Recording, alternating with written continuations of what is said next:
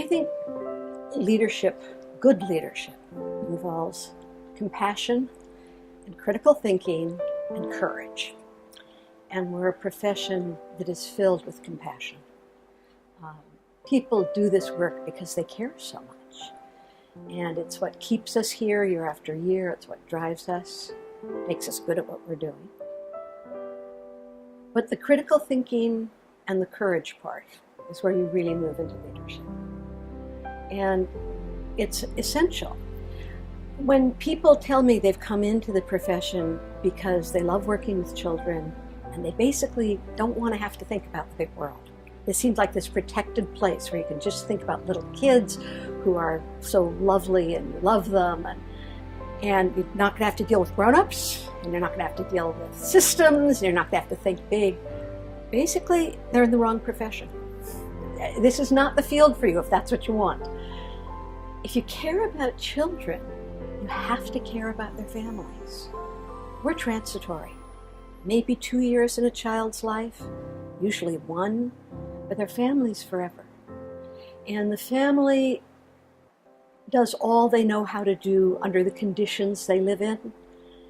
And if we don't care about the families, we're not doing our job, because it won't really make the difference for children it needs to.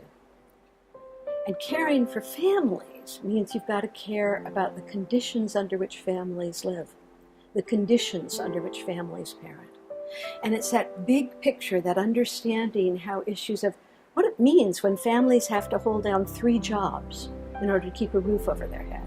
What it does to families to be under the kind of pressure where a society that nobody agrees on how you raise kids, and no matter what you do, somebody thinks you're doing it wrong. What it does to families to live in a situation where their accent means they are treated badly, where their children have to become their translators in the adult world. What it does for families trying to make it to work and to school in cars that break down and not having decent transit.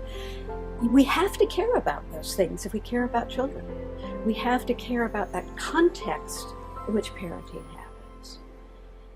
And that context means that we have to care about what are the factors that shape that. How come families are struggling the way they are now, and what's our role in speaking about that and doing something about it? And that ties to the families, it ties to children, and it ties to our profession. We are doing some of the most important work people can do in the world. We're usually the first social institution outside the family that children and families are part of. And we see kids every day, we often see families every day, and we represent the big world to families. What we do matters, and if our profession is not treated and given the support it needs, we can't do our job.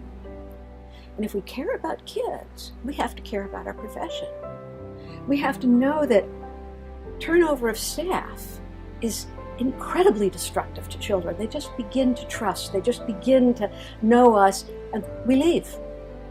Constant turnover. We have to know and think about what it means when ratios make no developmental sense. And how does that decision get made about what the ratio is going to be?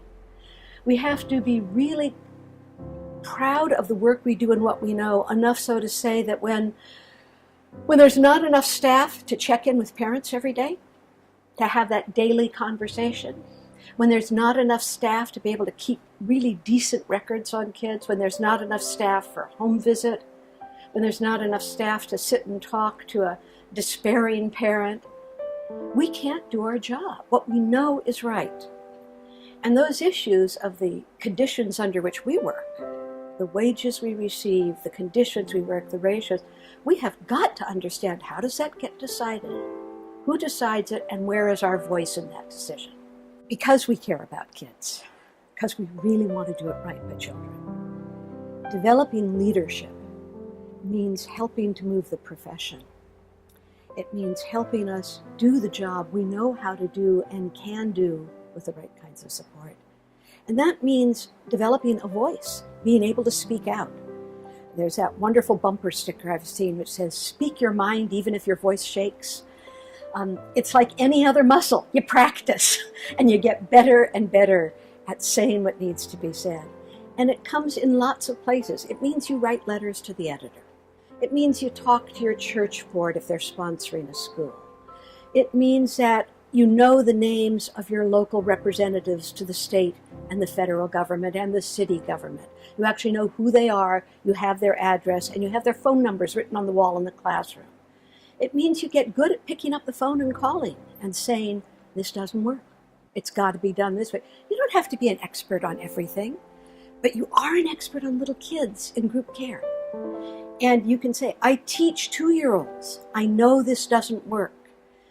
You need to start getting together with the parents in your school and all of you heading to the commission hearing where they're going to talk about ratios, where they're going to talk about funding, where they're going to talk moving programs into a school system or out of a school system. Each time you do a piece like that, you get better at saying what we know for the sake of kids. It's a kind of leadership that if we don't do, we erase everything we know. And we put the fate of children in the hands of usually well-meaning people, but people who don't know what we know about little kids. Julie really inspires me. I like the part about speaking out even if your voice shakes. That's me. I remember getting so worked up about a proposed budget cut earlier this year that I called a friend and we wrote a letter together to our local and state legislators. Then, along with some other friends, we called each of their offices. We know we made a difference.